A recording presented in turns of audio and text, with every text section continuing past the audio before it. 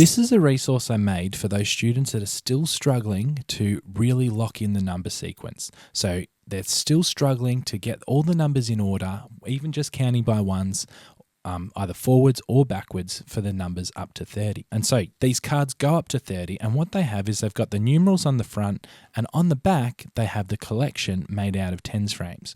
So we can straight away see 24 here. If we flip it over, it's made of 2 tens and 4 ones.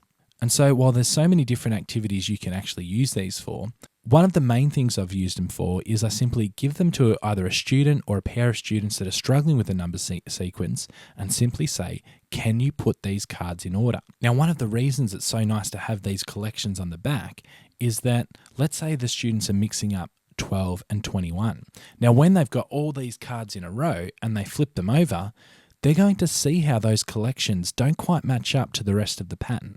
And they're going to hopefully see where they've gone wrong, and to emphasize that, well, 21 has 2 tens because the tens come first and one more, while 12 has 1 10 to begin with and then 2 more. And so the great thing is that because students can flip them over and correct their own mistakes, it means it frees you up to not be locked in with those particular students, so that this is something that you can just give them to do every single day for, say, the next 2 weeks, and you can even time them to see how quickly they can try and get them in order.